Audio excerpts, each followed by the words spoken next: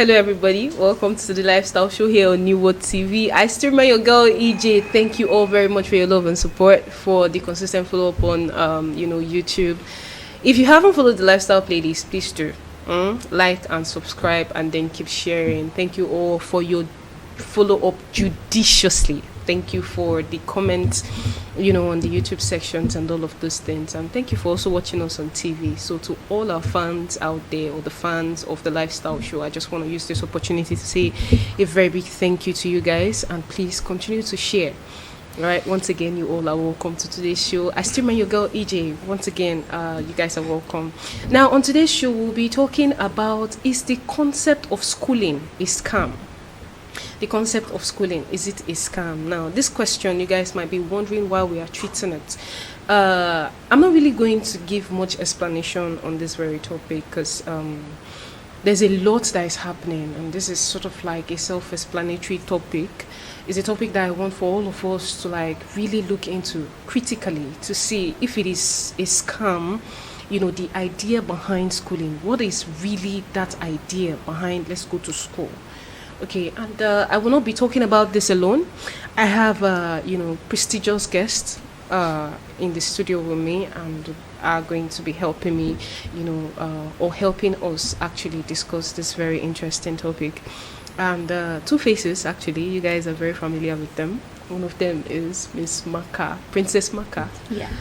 How are you doing? I'm good, and you? I'm fine, thank you. Princess Maka is a presenter, and she's a television host as well. Thank you for joining us. Thank you too for having me. Yeah, okay. This is not her first time coming. I think this is third time, Abby. Thank you for coming, okay? Yeah.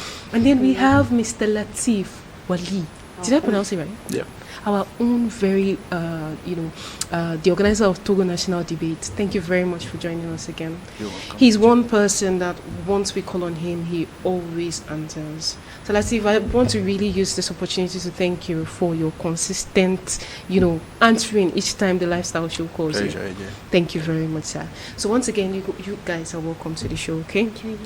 Now, like I said, this topic, I don't really want to explain it myself. You guys are more like intellectuals in this jurisdiction, so I want for us to really look at it critically, okay, and give or prefer a desirable answer to this very topic that we'll be talking about. Okay, so first of all, sir, what do you think about the topic? Is the concept of school a scam? Before we move right into the questions. I think this is a very important topic because there's nothing new here, because even today this is a very it's a topic that is being discussed even in Nigeria. Mm-hmm. Nigerian youth always talk about that. It's schooling is scam, education is scam, and all those stuff. And I think they have a point while they say so. And this is important for us to talk about that. All right, then. How about you, Princess? Yeah, we all talk about schooling as a scam, being a scam thing, and all those things. But I think it's a very important topic, like Mr. Latif said, to discuss. So we are here to discuss it. All right, then. So the number one question we'll be looking into is schooling a form of slavery? I think I'll start with you on that, Princess. Some will say yes, and some will say no. Okay. We can say is a kind of slavery, but not a forced slavery, because we have our own decision to go to school or not. So we can't normally say is a forced slavery in other ways. So some people may think going to school is like forcing something on you to do, but others may think it's not a forced thing to do.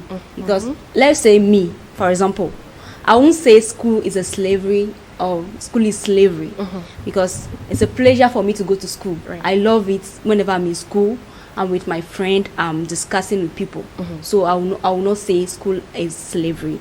I'll take it as a way of learning, a way of getting something from someone. So I will not say for my part that it's slavery. All right, then. So then talking about or looking into it as though a child that is groomed by his or her parents to study a particular course in school, primary, secondary, or the parents already sort of structured that child's mentality to, okay, you're going to be studying in the medical field, and then that child is not really into it. You hear some kids tell you these days that they want to be musicians.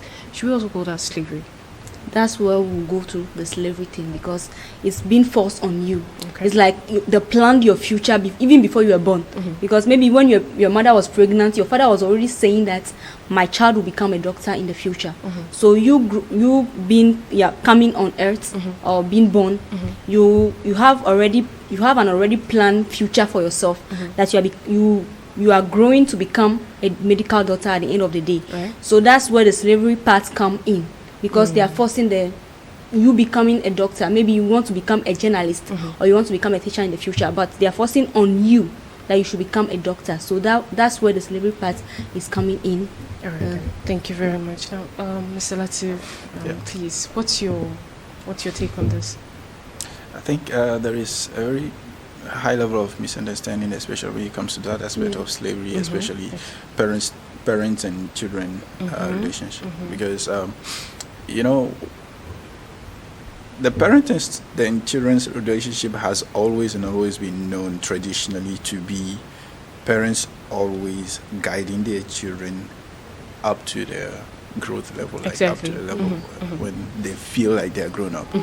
So which makes parents having these rights over their own children. So when we talk about educational aspect, when we talk, like all aspects possible, right?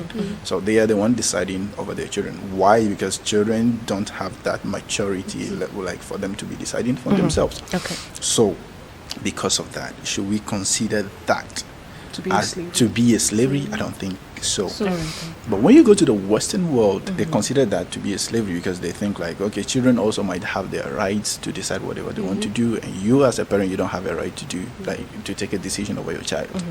But the realities are different.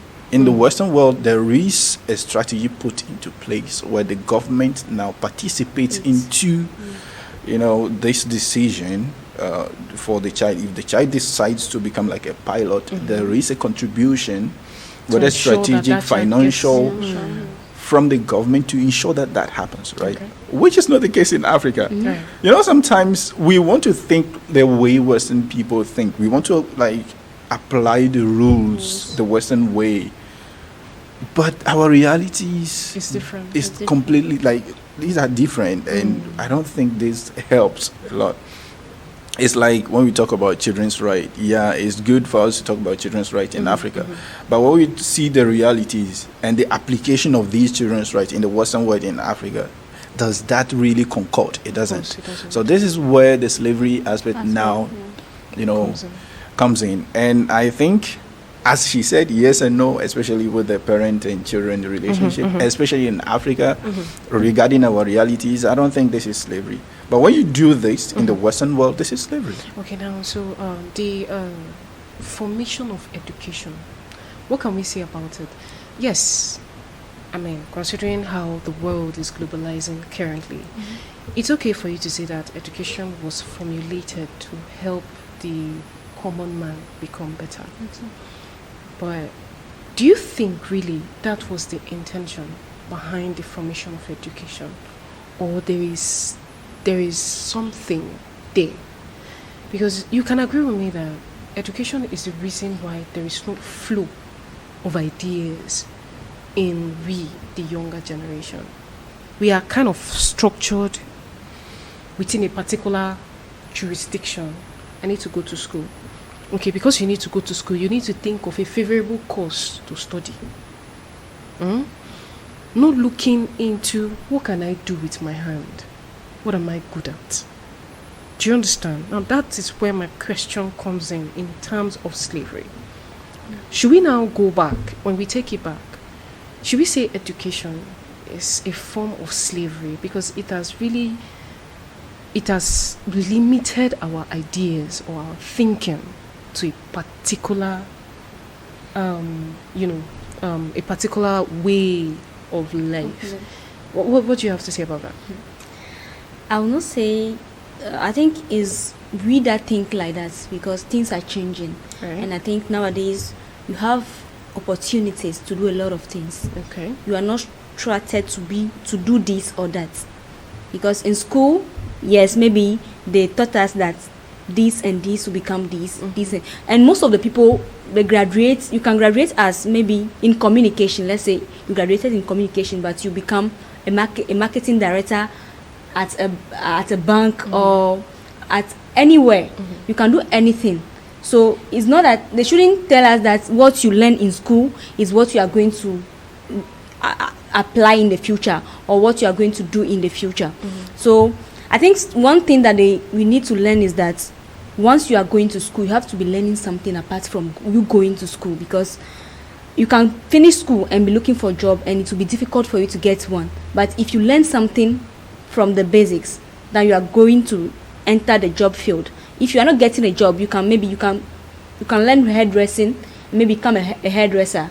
Right now, maybe I'm done with school and I'm not getting anything to do. Right. I can just open, maybe I'll use my room as a salon to be braiding people's hair or helping with something. That one will be favorable to you. I think things are changing now. It's not the old way of doing things that you are started to do this. So after school, you learn medicine, so you become a doctor. You automatically become a doctor. Okay. Things are changing. So do you have anything to add to what I think logically speaking, schooling cannot be slavery, logically speaking. Okay. But when we apply slavery into schooling, when we apply slavery system into schooling or education, then schooling will now become slavery. How do you apply it into schooling system? The way we apply it, people apply it strategically. People do it. Every single country has a system put in place for education. And usually, and this is how it is very sad for African countries. Majority of African countries, I say majority of African countries, don't have their educational, even curriculum made here in Togo. It is imposed to them by colonial masters. Majority of Francophone countries have their even curricula imposed by France. The same and you thing have happens. To follow suit. Good, and the same thing also happens to Anglophone countries, and this is a problem that I think we ought to find solution for, and many people don't. We have professors from universities, and they never think of it. We have ministers, we have presidents, and nobody talks about it. I know people have like the profit of it, like the kind of benefits, some couple of things about it, but this is very bad to us, and that is why when you were talking about the slavery aspect, I think you are completely right, because these curricula is imposed on us, make us now get limited. Because, for example, and this is a very typical, I always give this example everywhere I go. Right. When you go to the English department at Université de Lomé, you will see a student studying English, for example, at the English department. What is the best ever thing of someone studying English, for example, in a Francophone country? The best thing you need to be, the first even ever thing you need to be is being a translator. Of course. Because you are bilingual. Yeah, of course. Can you imagine that we don't have that field of translating at the English department at the University of Lomé? Interesting. This is very sad, right? Very. And do you know what we have? We have English literature as field. We have American literature as field. Sure. We have linguistics as field, and then we have African literature. The three other ones, especially the British literature, the American literature, and linguistics. Guys, let us tell. We need to. This is. They are all like similar. Yeah. Not It's only like, similar, but you will see someone spending years studying that particular thing. Someone studying things about William Shakespeare, things about George Orwell. See that. We are in the 21st century, guys. And someone needs to change. And someone will tell you, I'm a professor in English literature and I'm a specialist of William Shakespeare. Like, I don't understand, right? It sounds weird. How can being a specialist of William Shakespeare helps the development of a country like Togo in the 21st century when everybody talks about AI? We are in the AI period, right? And we don't even have a faculty or University of Technology in Togo. And people end up graduating from the University of Togo English departments and not being able to even speak English. And that's also another sad reality. That's so terrible. So we have people studying history, geography. Someone will be telling them, I studied geography for years, right? and the person doesn't even know the history of the country because it is not even taught in school at the department. I'm talking about this our university, right? It's not taught about the history. Like Good. you know Like, the history of France, you can know the history of France. you know, but the history of your country. we don't. We don't. We don't. And some little of the history that has been taught about our country, we are now learning that they are all lies. Interesting. Good. Are So, you serious? This is how slavery comes in. Now the question to ask to understand whether slavery comes in or not, who designed that curricula for the Togolese history not to be taught to Togolese people, but rather Western history to be taught to Togolese people? Who has an interest into that? When a Western history is taught to Togolese people, not Togolese history, who is profiting from it? Then you understand. When you are able to answer this question, you understand how really education is come and how schooling is slavery in Africa. And this is how many people get limited. Exactly. Imagine the person saying, I have my PhD in English literature. It's so Tell weird. me if that person is not limited. Like, do you get It's it's very because limited. exactly they Let me use give you limited. one last very sad story. At the during the COVID time, I'm talking about 2020, 2021, even beginning of 2022, something happened because we got to the extent that we were obliged to move to the hybrid aspect, meaning doing online courses. And then, Let me surprise you. Majority of lecturers at the University of Lomé don't even know how to manipulate even their computers for them to be doing online classes. this is bad. It And became that's very been a very difficult for that difficult. to be handled. And so classes were almost not held online. Do you Online understand? classes. Classes were So this is a very sad reality. This shows how limited they are. of course. So this is the slavery aspect we are talking about. Yes, of What course. made them not to adapt to the 21st century reality?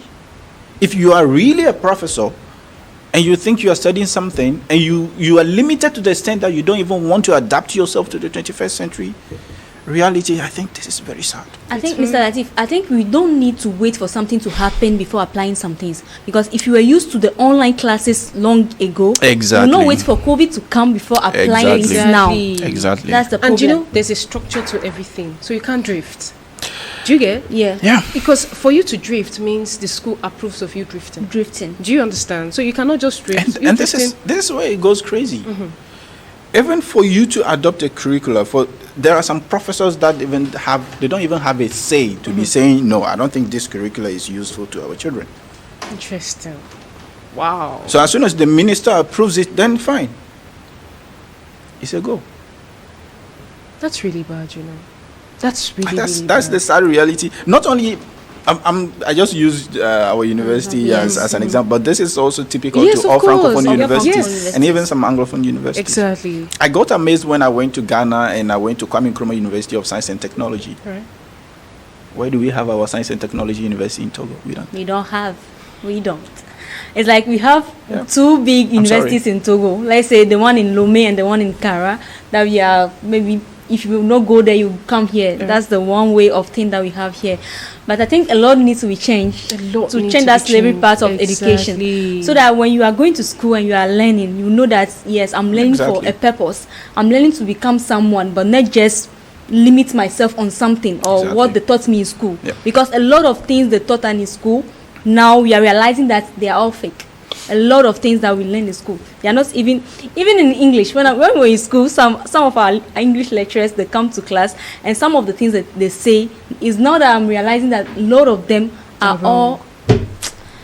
I'm sorry, this is sad reality, and I'm sorry I said it this way. And some people will even misinterpret it to be No, it's political. Political, But this is it's not a political It's issue. exactly, it isn't. That's not. the thing, yeah. Guys, It has to actually. I'm be finishing my tackled. PhD now, and I know what I'm talking about. I know what my fellows, my colleagues are going They through. went through. You know, Guys. it takes people in the field to actually share this real yes, experience. real You experience. understand? Now, from what we've talked about, it takes me to the next question. Should schooling be considered, the reason behind the joblessness in our society?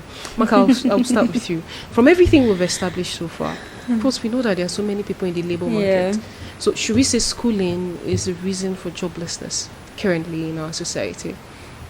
Maybe is what the media think that is a reason of joblessness. I don't like this feeling. I feel she's being biased. Say the way it is. I'm not biased, Mr. Latif. You can go on, say something, because I can't just say Straightforwardly. Yes, because you have the decision now. A lot are going on, and a lot of people are talking about it.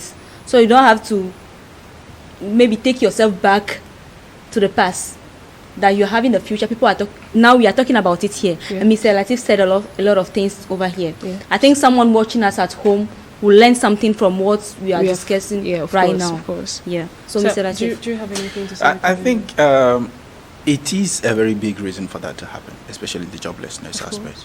Guys, from the answers we gave, like especially about the first question, you understand how very detrimental it is, Yes. especially at the employment field, right? How can a company like Techno, for example, here in Lomé, employ someone that studied English literature and studies William Shakespeare? How is that going to be useful? It's nothing, right? The same, guys. And we have many people that spent like 20 years of their lives studying, and today they have their PhDs, and they're normally ready to like teach yeah. at university. But you know what happens? We have only 2 public universities in the country. Just two. So meaning If you don't get a job, they, you have to they stay have only something like 10% of chance to be selected to teach into these universities, these 2 universities. Another sad reality is this. I've had a chance to travel to Anglophone countries too. So I know something like at least 22 countries. Okay. And I know many universities, both Francophone and Anglophone. And there is a very big gap when you want to compare, educations, especially we are very far back. Yes, of course. Right? The Francophone ones. The reality is this. When a student finishes his or her studies in a Francophone country to go and continue somewhere else, it Right. becomes very problematic. Very problematic. Yeah. Do you know why? Because majority of the things we study does not tally with the they other. don't tally Tally with other countries. Oh wow. And secondly, it becomes now it ends up being very difficult for that person to find a job. Right? Majority of our faculties here are not like, we don't do practical things. We do, majority of our education is more theoretical. So which makes people finishing their studies and ending up like knowing nothing. They just know Nothing, things yes. on paper, but not knowing things very Practical, practical of for them course. to. Guys, people even study. People are into like chemistry, Right. but guys, They can't. they can't They do a lot can't. of practical They can't do things. it. So And some how do people- you expect that person to be employed? Employed. Yeah. That would be difficult. The employment rate in this country is overwhelming. I know statistics might be talking about some 4 or 5%, guys. This is just statistics. It's And more than that. Guys, this is more than that. You wanted to say something? I think we have a lot. There is a lot to do. There is a lot to do. I think now we need to help people too. Since maybe we know a bit about it, and Mr. Latif, you are more used to our university system here. and you are all there. You can help people. Help people. Maybe you can how? have a class that you take students and teach them about all those kind of things. The question is, does the system allow someone Exactly, that's like the me question. to take that decision? No. Does the system permit even someone that is a professor at university to take that decision? No. I'm telling you the truth. Guys, Because what it's very sad that you can is- meet someone who graduates and not be able to even express himself in the French that we are doing. let me tell you what happens. You will see someone finishing his PhD in our universities, public universities, and will be looking even just for teaching in private universities, and they will not find. It's so bad. It's But really- imagine the number of years that person spent. Friends. Now, let's just do the maths, right? Let's suppose we want to learn a work, like someone wants to learn mechanics, like down the road somewhere there. It only takes 3 years to learn a work. That person spent 20 good years of his time learning mechanical Learn- engineering Guys, and only comes out with theory. with theory. Hi. That's a sad reality. Very, very sad. Very, very sad. This topic cannot really be overemphasized. That was why when I began talking, I really didn't go deep to giving an explanation or trying to talk because it's overwhelming. Okay, we are about wrapping up. We just have about, say, less than 5 minutes to give conclusion. I'm going to be asking like a fourth question. Okay, then we wrap up the show for today. Salatif, why is entrepreneurship not regarded? But it is what we fall back to after school. Exactly. Why is that? This is the biggest mistake, and this is where slavery comes in. Because Africans were known for slavery. Africans were known for entrepreneurship and business. Exactly, especially now. How did we move? How the hell, did we move? From being people of entrepreneurship and business and being useless. Yes. It's crazy. It's very crazy. But the thing is, I don't keep up with the explanation. And this is where slavery comes in. Now the question to ask is, who removed entrepreneurship from our educational system? Especially in Francophone countries, we don't have entrepreneurship. Anglophone countries now started inserting entrepreneurship. We have leadership, faculty of leadership, faculty of public management, faculty of entrepreneurship in many Anglophone countries, universities. In Francophone, we don't even have. All these three I just cited, we don't have them in. We have a lot of entrepreneurs here in Togo. Togo. All Francophone countries, we don't have. That is why this is very sad. Majority of young people from Francophone countries don't know how to do entrepreneurship. They don't know how to do business. That's why they suffer a lot. If you bring an Igbo guy, an uneducated Igbo guy from Nigeria, with a very highly educated young person from Togo, please, they don't match. The Igbo guy will become a billionaire in just 2 years, and my Togolese guy will still be there in poverty. So where is the problem? The problem is we left what is useful and started learning what is useless. And you know the solution. You know the consequences. So, Maka, and I don't know the solutions. Exactly. So, what's your findings on this, please? Like what Mr. Latif said, that's it. Because we were taught that entrepreneurship, we were not even taught about it at school. We don't have any idea about it.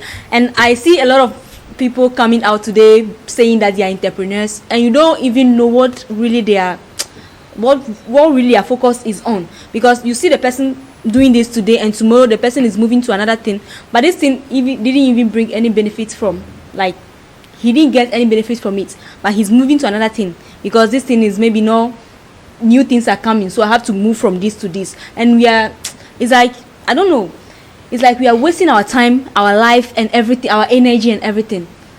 I think the thing is, we need to be taught entrepreneurship in school. Know basics about it, learn about it, know a lot of things about it before entering into it. I wish we had more time, because it feels to me like Mr. Latif so much has a lot to give me today. The topic is sinking in, and weirdly, it hurts me. This is like a wrap up. Okay, we've come to the end of the show. If you remove school, can we do better? Can we, the younger ones, actually do better? That's the question. Because you cannot spend almost 25 years in school, come out with theory, Mr. Latif. That's my problem. 25 years, some 20, some 18 years, as the case may be, depends on when you started. But let's say maximum 25 years, you graduate, only theory you have. Theory. Bali is just the paper. Then after you're done, you now go back to go and start learning entrepreneurship. Who does that? Where is that done? You come and start worrying people doing that, saying that you want to do internship. Do you get it? And people are not going to teach you what you are supposed to be taught at school. At school. Now, this is a lot to actually take care. It's a whole lot. We need to be smart, guys. This is for us that are growing up afar. The question now is, after school, what next? What are you doing after you're done spending 6 years? 4 years or 3 years in the university, as the case is? I think you should really give your life a thought. We should all give our life a thought. I was talking to my colleague and friends at school, and we were kind of talking about this very particular thing. After school, as a graduating student that is certified a degree holding candidate, what next? What is your life after school? If you're able to answer this question and you can answer it judiciously, then you've actually conquered the word poverty. But then if you're not able to answer the question and answer it judiciously, or give yourself or provide yourself a solution, then you're going to be repeating the same circle as every other person out there. I still remember your girl EJ. First of all, I want to say a very big thank you to you, Mr. Latif. It's really an honor to have you here today. Thank you so much for coming. Thank you also, Maka, for joining us today. Thank you guys for coming.